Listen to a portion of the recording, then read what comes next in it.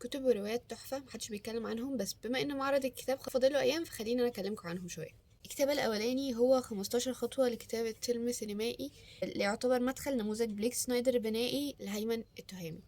اوكي، الكتاب ده لو انتم مهتمين بالكتابة هيفيدكوا جدا. بس مين بليك سنايدر ده اصلا؟ بليك سنايدر ده اشهر كاتب سيناريو في العالم.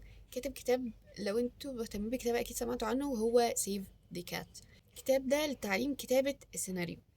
الحلو في الكتاب ده بقى المميز فيه عن اي كتاب تاني هو ان اولا طبعا سيف ذا كات بالانجلش، مش عارفه مترجم ولا لا، ولكن ده هيكون بالعربي، فالناس اللي ما بتقراش انجلش ده هيكون مناسب ليها. دي حاجه. الحاجه التانية ان هو مش بس بيتكلم عن 15 خطوه بتاعت بليك سنايدر، وانما كمان كلام الناس التانية عن اسلوب بليك سنايدر، فبيبقى فيه مقارنه ما بين كذا اسلوب مختلف. والحاجه التالتة هي ان هتلاقيه ان هو بيقول رايه ككاتب اصلا في اسلوب سنايدر. التعليق الوحيد عليه ان هي الافلام معظمها بيكون قديم شويه، بس عادي يعني مفيهوش مشكله.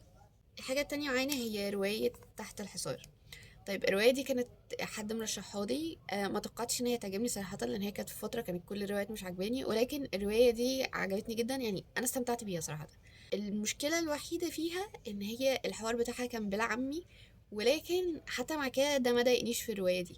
هي كبيرة يعني حجمها كبير، بس هي صراحة كانت حلوة جدا، يعني انا استمتعت بيها. الرواية دي رومانسية أكشن، فلو ليكوا في الكاتيجوري دي غالبا هتعجبكم. قريت للكاتبة برضو رواية تانية بس دي عجبتني أكتر صراحة. الكتاب التالت بقالي فترة بتكلم عنه وبنزل عنه فيديوهات، وهو الذين عادوا إلى السماء لأنيس منصور.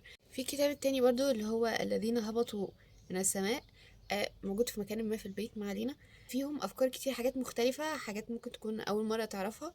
فالكتب دي بستخدمها بإن أنا بتدرب فيها إزاي نجيب أفكار مختلفة من كتب للروايات، وهتلاقوا كذا فيديو عن الموضوع ده في الصفحة عندي. بس دي الكتب اللي ممكن تكون مختلفة شوية، ما بشوفش حد بيتكلم عنها في البوك توك. اكتبوا لي ايه الكتب اللي بالنسبة لكم حلوة جدا وبعد كده ما بتشوفوش حد بيتكلم عنها.